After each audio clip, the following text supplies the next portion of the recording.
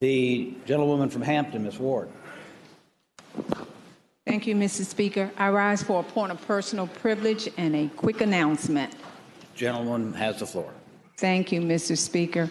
Today I'm honored to present to you my moment in Black history, and it truly epitomizes why even in the year 2017, we still have an opportunity to pause, to illuminate some of the lives of some brilliant Black Americans whose accomplishments and greatness have gone unnoticed.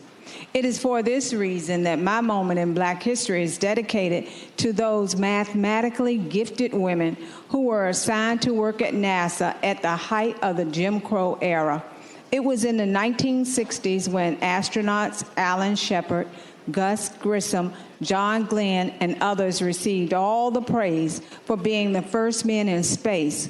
But behind the scenes, they were supported by hundreds of NASA workers, including human computers, who quietly worked hidden away, who actually did the calculations and for their trajectories.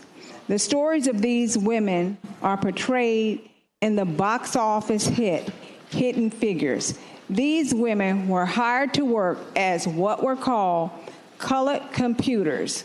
Although these women played an important role at NASA for years, they were never mentioned as NASA pioneers, only as a part of the segregated West Area Computing Unit. One of these women was Dorothy Vaughan. She came to Langley Memorial Astronautical Laboratory in 1943 during the height of World War II after leaving her position as a math teacher in Farmville, Virginia. She took what she believed would be a temporary job, but 2 years later, when President Roosevelt signed an executive order into law prohibiting racial, religious, and ethnic discrimination in the country's defense industry, she was hired permanently. They began to hire Black women to work to meet the skyrocketing demands for processing aeronautical research data. These women were considered to be more patient and more detail-oriented than men, and they also could be paid less. However, segregation policies required that these women work in a separate section called the West Area Computers, away from the white computers. Dorothy Vaughan became the first Black NACA supervisor in 1949, and she made sure that her employees received promotions or pay raises when merited. Another human computer featured in the movie was Mary Jackson. Mary Jackson came from the center of my universe, Hampton. She graduated with high marks from high school, and she received a Bachelor of Science degree from Hampton Institute, now Hampton University, in mathematics and physical science. She also began her career as a teacher and took several other jobs before joining the NACA, known now as NASA. As a computer with the all-Black West Area Computing section, she was involved with the wind tunnels in-flight experiments. She also tried to help other women advance in their careers by advising them on what educational opportunities to pursue. She became an engineer after 30 years with NASA, she decided to become an equal opportunity specialist to help women and minorities. As I've already said, there were hundreds of these human computers. There were so many that they could not be featured, all of them, in the movie.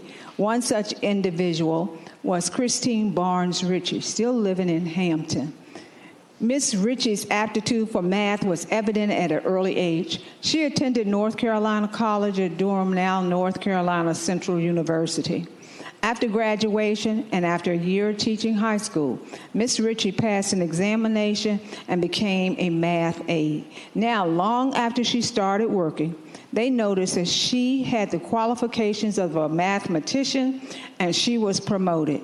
She was eventually a part of the group asked to studying the fatal pre-launch test that killed astronaut Gus Grissom and his crew.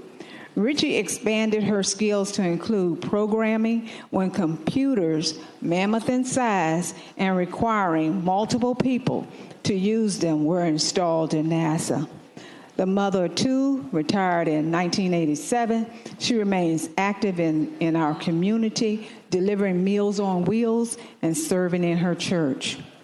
The final human computer featured most prominently in the movie is Katherine Johnson. Now, last year, the life of Dr. Katherine Johnson was highlighted beautifully on this floor by the gentlewoman from Newport News, Ms. Price. And we also passed a resolution honoring her for all of her accomplishments. Dr. Johnson showed her early brilliance by being promoted several years ahead of her age. She was so gifted, she was enrolled in high school at the age of 10, and at 14, she entered West Virginia State College, and by 18, she was a college graduate. After World War II, the NCSA started recruiting African Americans, and Dr. Johnson was hired in 1953 as a temp with all-male research team. But quickly, she became a permanent, important part of the team. Ms. Johnson, or Dr. Johnson, did the trajectory analysis for Alan Shepard's Freedom 7 mission in 1961, and at John Glenn's request, did the same job for his orbital mission in 1962. Although John Glenn's trajectory was planned by computers, he wanted Dr. Johnson herself to run through the equations to make sure that they were safe. Before taking off, it is reported that John Glenn said, "Get the girl to check these figures." Dr. Johnson is now 98 years old. She and her husband both are in our area. She is such a treasure to this Commonwealth. We've been working so hard, the gentlewoman from Newport News and I, to bring her to the Capitol. And the governor has agreed, and we found a date. It was February the 22nd, but we learned that Dr. Johnson would not be available because she would be in Hollywood attending the Academy Awards since the movie Hidden Figures is in the running for an Oscar.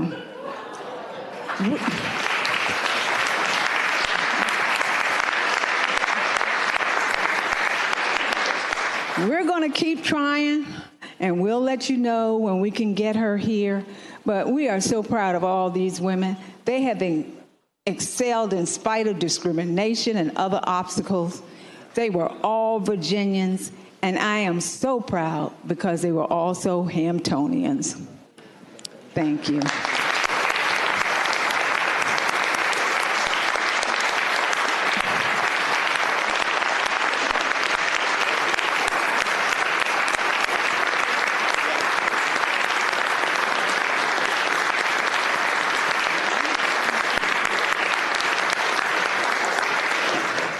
And one quick announcement.